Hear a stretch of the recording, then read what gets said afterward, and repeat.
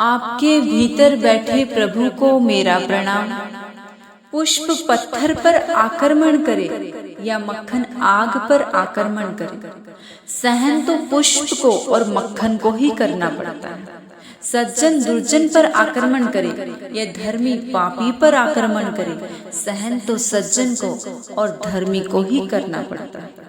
कदाचित स्पष्ट शब्दों में कहना हो तो कहा जा सकता है, धर्मी की यह कमजोरी है, वह आक्रमण कर नहीं सकता और कभी कोई उसे आक्रमण करने के लिए मजबूर कर दे तो वह किसी भी क्षण प्रतिक्रमण करने के लिए तैयार हुए बिना नहीं रहता।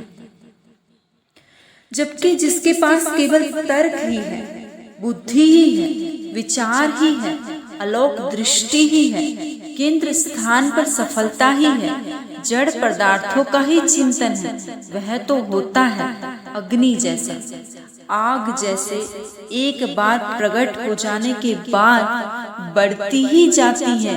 वैसे ही विज्ञान के विश्व में भी जीने वाला मनुष्य हमेशा आक्रमण ही करता रहता है। हम विज्ञान के विश्व में जी रहे हैं। यह धर्म जगत में ये जानने के लिए हमें किसी को पूछने की आवश्यकता नहीं है।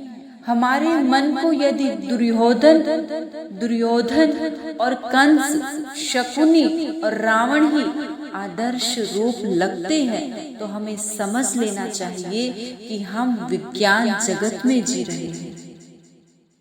और हमारे मन को यदि राम और महावीर, कृष्ण और अर्जुन आदर्श लगते हैं तो हमें धर्म जगत में जी रहे हैं। क्या कहूं, कांटे जैसी लंबी जिंदगी जीने की बजाय पुष्प जैसी छोटी जिंदगी जीने का डिसीजन करने में ही हमारे जीवन की सार्थकता है। आपकी माँ तो वेश्या थी। चालू प्रवचन में एक युवक ने संत को जब यह ताना मारा तब संत ने इतना ही बोले कि मेरी माँ तो मृत्यु को प्राप्त कर चुकी है, लेकिन तुमने जो कहा वह यदि सच हो, मैं प्रभु से विनती करूंगा कि मेरी माता को क्षमा कर दे। और तुमने जो कहा वह यदि सच न हो तो मैं प्रभु से प्रार्थना करूंगा कि वह तुम्हें माफ कर दे। हाँ, यह है धर्म जगत की विशेषता।